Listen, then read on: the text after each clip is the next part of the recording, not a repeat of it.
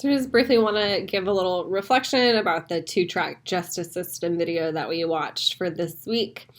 I definitely want to acknowledge that the me of like even 3 years ago probably would have been very supportive of this decision and this idea as far as rehabilitation and punishment. But as we've moved through the social work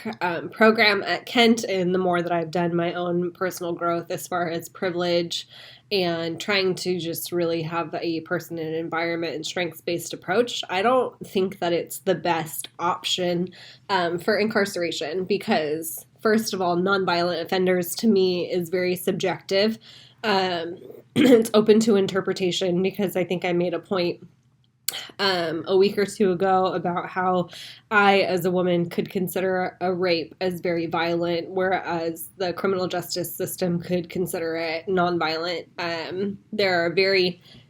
varying degrees of subjectivity as it comes to crime. And then also the fact that there is punitive action taken for one track, but rehabilitative action taken for another track. Is very divisive and I think creates even more discord in the justice system rather than harmony. And actually something that I thought of as I was watching the video was way back at the beginning of our social work career, our program when we had to take our policy courses and learning about types of justice. I started thinking of the different types of justice that we learned about as far as like deontology and utilitarianism and restorative justice. And so I was kind of thinking of that when I went back and looked at the soft chalk lessons about ethical frameworks. It really, this idea of a two-track justice system reminded me a little bit of utilitarianism, where it says that morality is about producing good consequences, not having good intentions. And so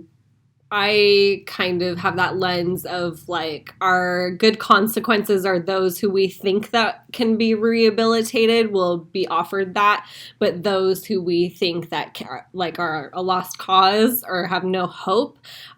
get the punishment side, and so then they don't even get the same opportunities as those individuals who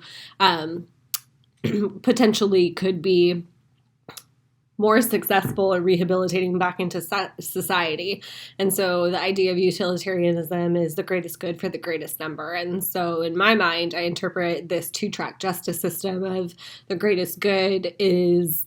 rehabilitating a certain amount of offenders and keeping others who may pose to be more dangerous behind bars, which would keep the rest of society safe, or at least under the impression that they are safe. And so yeah, I definitely acknowledge that like years ago I probably would have been on board, but now I think having this perspective of it is not equal and we're not giving the same opportunities to offenders. Yes, there are violent offenders who should remain locked up who I think maybe don't have the bandwidth to be a part of society and may never have the like mental or emotional capacity to learn from their mistakes or figure out what morality is. But then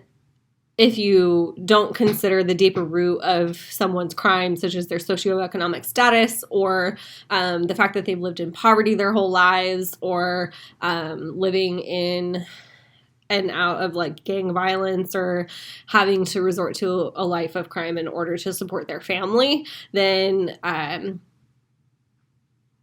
that spiral just continues. And so then who's to say that maybe if they were given the chance of rehabilitation sooner, then the recidivism rate would have been much lower, but that's not the way that the justice system is set up. So I don't know, lots of thoughts about this, but I don't think I agree with the two-track justice system. I think that everybody should be given similar opportunities and a chance at rehabilitation. although I think I just contradicted myself given the fact that I'm not really sure about violent offenders, those who like show sociopathic tendencies, should be